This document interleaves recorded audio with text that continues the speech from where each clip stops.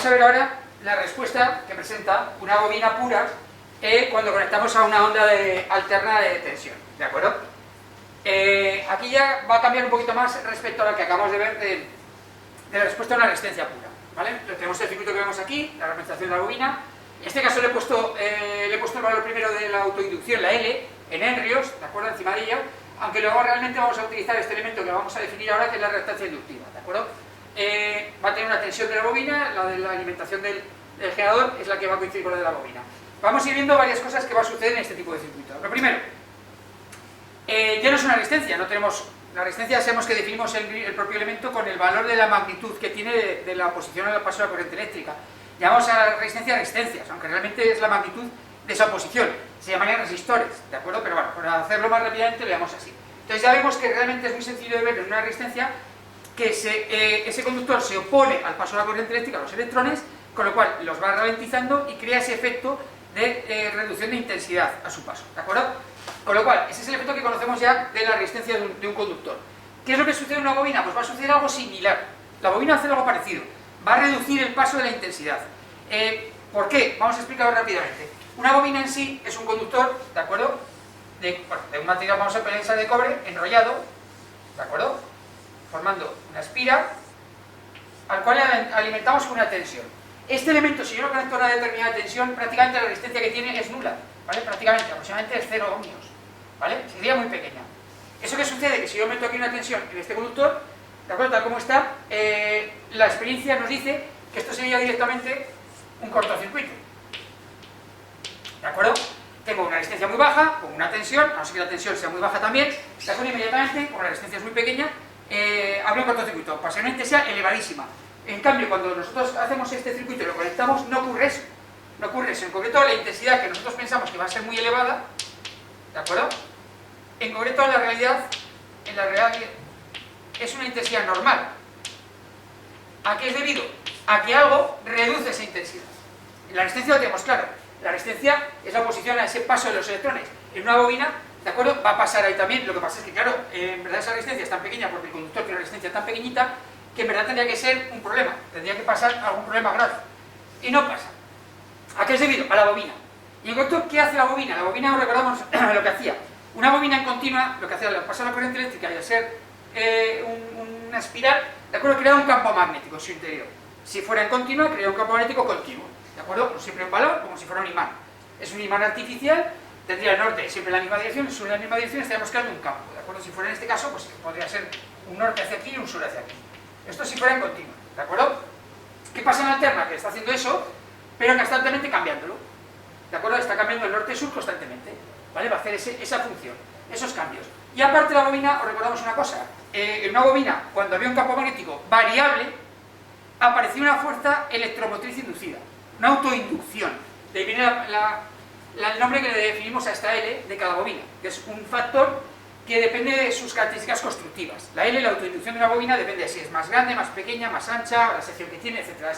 Es un valor que depende fundamentalmente de cómo está hecha, ¿de acuerdo? Ese es el factor de autoinducción de la bobina. Entonces, todo el proceso, ¿cómo sería? Empezamos, metemos alterno en una bobina, inmediatamente aparece un campo magnético variable, norte-sur, ¿de acuerdo? Y luego nos damos cuenta que es una bobina. Al ser una bobina y tener un campo magnético que es variable, ¿de acuerdo? Ya sabemos directamente por Faraday y por Lenz que inmediatamente va a aparecer una fuerza electromotriz inducida, una tensión en la propia bobina, ¿de acuerdo? Y Lenz nos decía que en concreto esa fuerza electromotriz, esa intensidad se va a oponer a la causa que lo crea. O sea que si está aumentando el campo, va a crear una intensidad para que se reduzca, y si está reduciéndose el campo, va a crear una intensidad, va a girar en un sentido de la intensidad para ayudar a ese campo. Con lo cual es un elemento de oposición, una tensión de oposición a la que le viene. Y ese es el kit de la cuestión. Yo meto una tensión desde fuera y me aparece una tensión, ¿vale?, que se va a oponer a la anterior. Esa diferencia de tensiones, esa reducción de la tensión, es la que me ocasiona que la intensidad no sea muy elevada.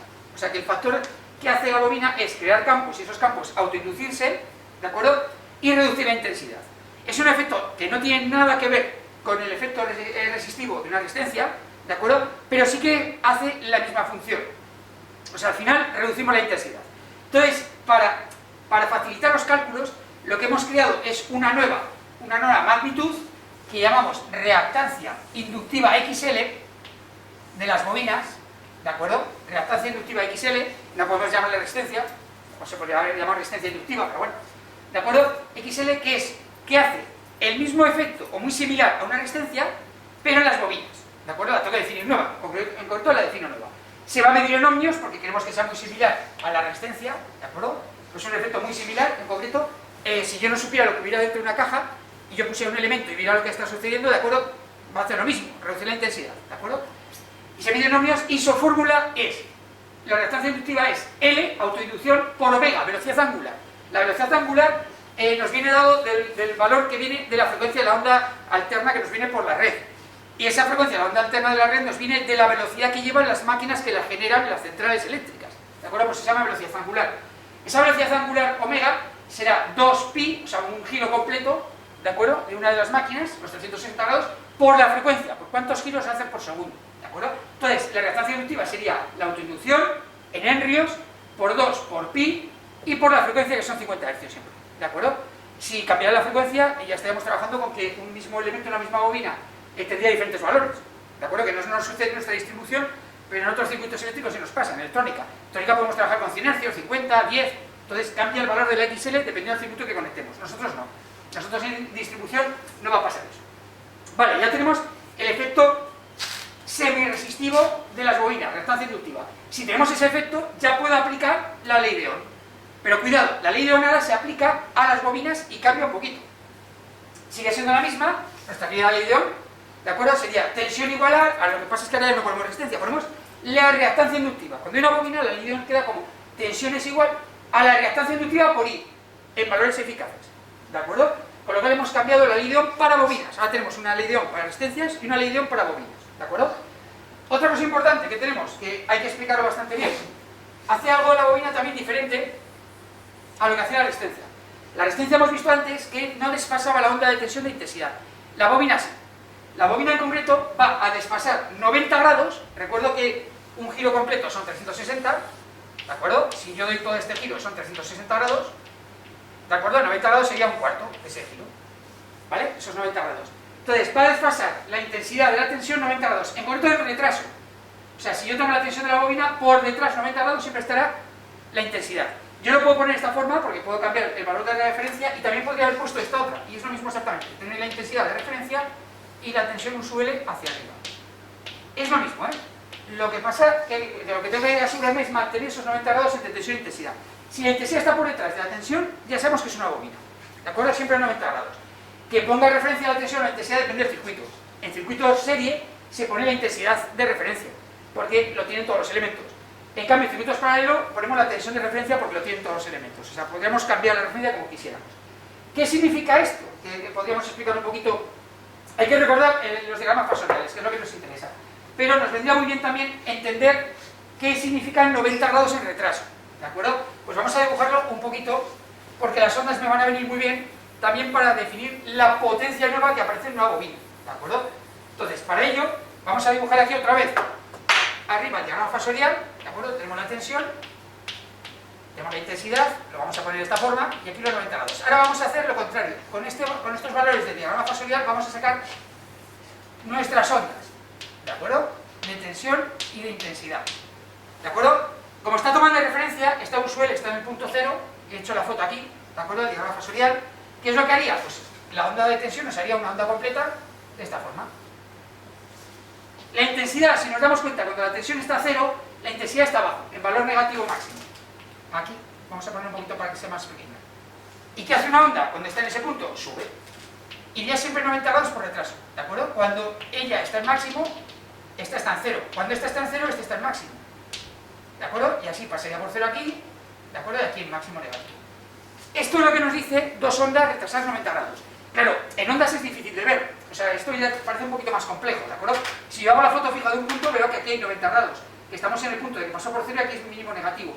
Aquí pasa por máximo y aquí es 0, ¿de acuerdo? Aquí pasa por 0 y es máximo positivo. Está en 90 grados por detrás. La onda es como si le hubiera echado, ¿de acuerdo? Como si tardara 90 grados un tiempo en aparecer. Cuando está apareciendo la onda, todavía esta lleva 90 grados de retraso, para que fuera el mismo punto. Estos son 90 grados.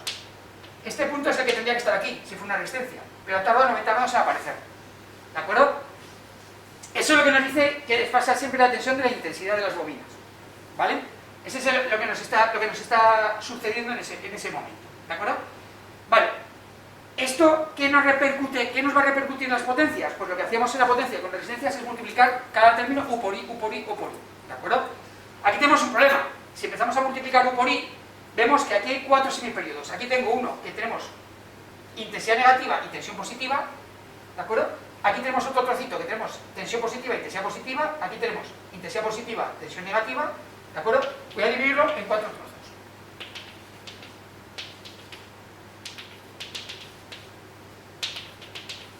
Y lo voy a dibujar en azul.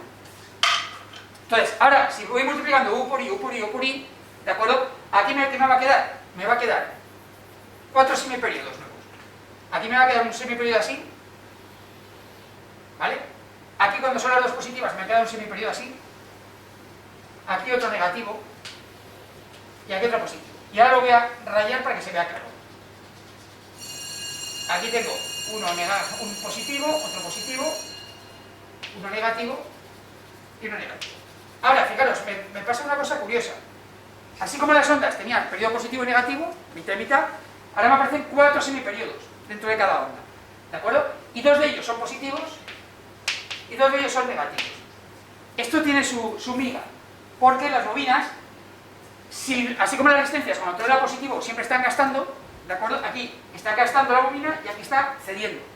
O sea, pasa una cosa curiosa. Las bobinas no gastan energía en un ciclo completo, ¿de acuerdo? Cogen energía para crear un campo magnético y luego lo devuelven, ¿de acuerdo? Cuando está cogiendo energía aquí, luego en el siguiente lo devuelve. Con lo cual, si yo cojo un ciclo completo, la bobina no gasta en conjunto. Es como coger un saco que hay aquí de cemento, me lo llevo así, ¿vale? Gasto energía para llevarlo y luego lo vuelvo a traer, ¿de acuerdo? Lo tiene en la misma posición y ya no he gastado inicialmente. Lo que pasa es que si me muevo, o sea, quiero decir, durante este momento estoy cediendo energía y aquí cogiendo energía. O sea, la estoy moviendo, ¿de acuerdo? Con lo cual hay movimiento de energía, pero gasto final es cero.